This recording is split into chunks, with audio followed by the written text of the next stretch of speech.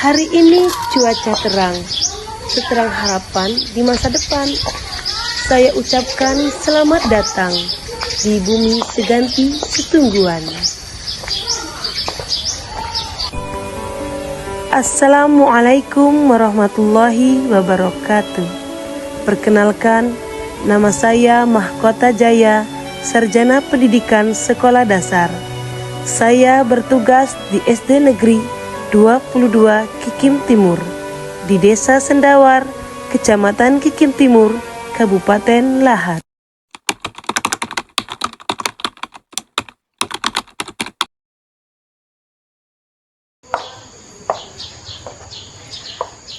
Kurikulum Merdeka adalah kurikulum yang dirancang oleh Kementerian Pendidikan, Kebudayaan, Riset, dan Teknologi Republik Indonesia sebagai bentuk penyempurnaan dari kurikulum sebelumnya.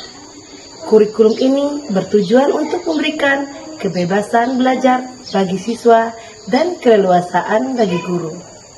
Kurikulum Merdeka mulai mengubah cara guru mengajar yang selama ini terpaku pada kompetensi dan berpusat pada guru. Namun, pada kurikulum ini, pembelajaran berpusat pada peserta didik dengan memperhatikan karakteristik peserta didik.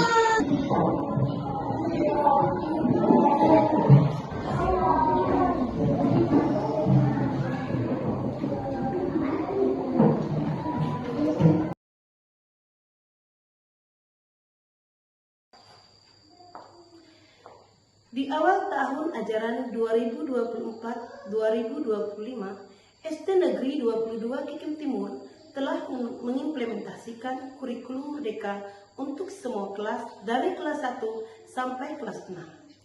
Kurikulum Merdeka menekankan pembelajaran yang lebih fleksibel, berpusat pada murid, dan mendorong proyek penguatan profil pelajar Pancasila. Namun, sebagian guru merasa belum siap karena pendekatan dan metode pembelajaran sangat berbeda dari kurikulum sebelumnya. Pengimplementasian kurikulum Merdeka tidak terlepas dari masalah. Pertama, peserta didik sulit memahami pembelajaran di kelas. Kedua, guru-guru belum memanfaatkan model-model pembelajaran inovatif berdasarkan karakteristik peserta didik dan karakteristik materi yang diberikan. Ketiga, guru belum maksimalkan dalam memanfaatkan teknologi. Dan yang terakhir, pembelajaran masih berpusat pada guru.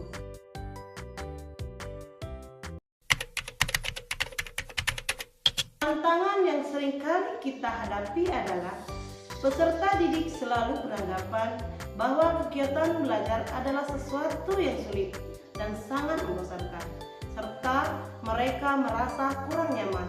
Perasaan yang takut di dalam hati membuat peserta didik secara tidak sadar sulit menyerap pembelajaran yang kita sampaikan.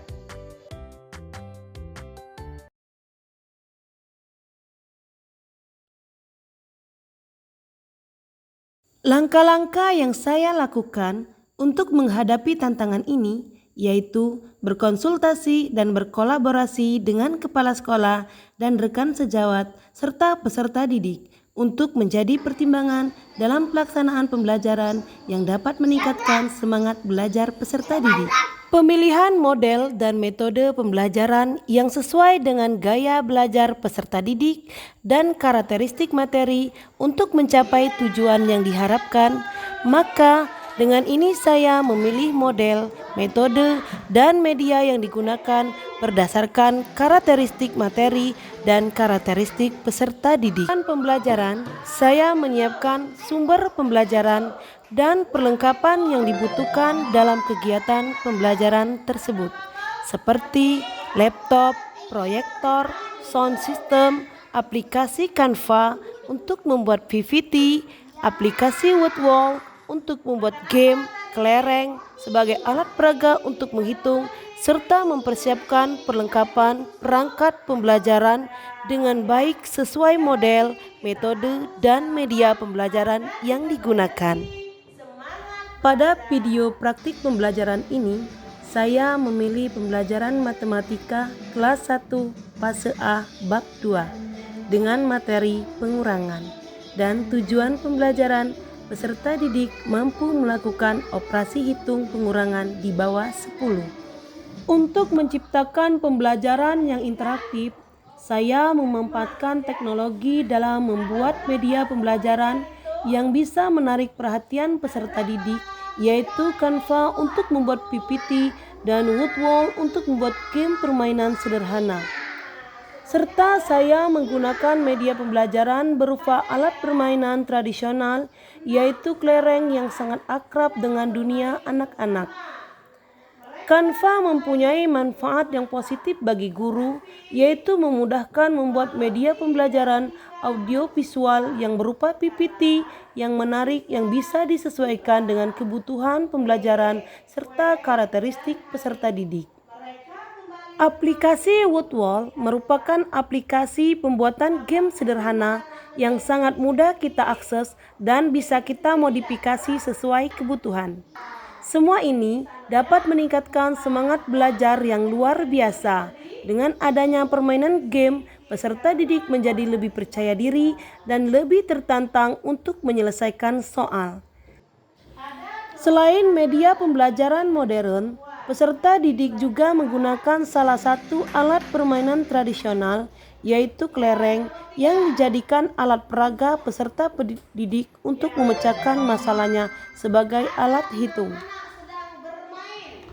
Pelaksanaan pembelajaran dimulai dengan kegiatan pendahuluan, yaitu guru mengapresiasi dan memotivasi peserta didik dengan salah satunya icebreaking dengan media audio visual untuk menumbuhkan semangat belajar. Selanjutnya, kegiatan inti yang memanfaatkan aplikasi Canva dalam menjelaskan materi pembelajaran. Pada sumatif akhir pembelajaran, siswa diajak bermain game menggunakan aplikasi Woodwall. Peserta didik membentuk kelompok diskusi untuk dapat berkolaborasi dalam menyelesaikan masalah berupa soal-soal yang dikemas dalam bentuk permainan tersebut.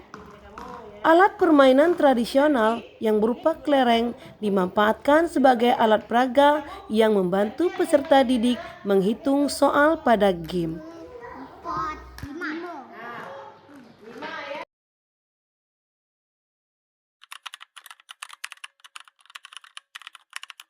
Setelah menerapkan model pembelajaran problem-based learning dan metode kolaborasi dengan memanfaatkan media pembelajaran audiovisual dari aplikasi Canva dan Woodwall serta alat permainan anak, peserta didik menjadi lebih bersemangat dan merasa percaya diri. Kritis dalam menyelesaikan permasalahan, juga dapat mengikuti pembelajaran lebih aktif dan dapat mengembangkan hubungan kerjasama yang baik dalam kelompoknya. Penggunaan aplikasi Canva dan Woodwall menjadi salah satu penunjang keberhasilan pembelajaran peserta didik.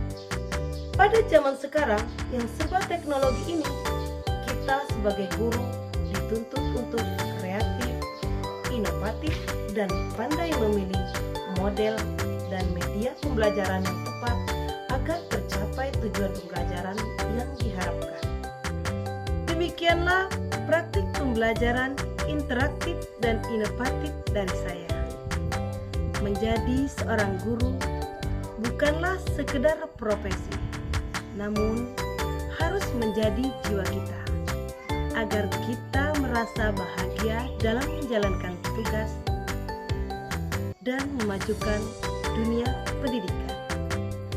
Salam semangat untuk kita semua, satu profesi. Semoga menjadi inspirasi bagi kita semua.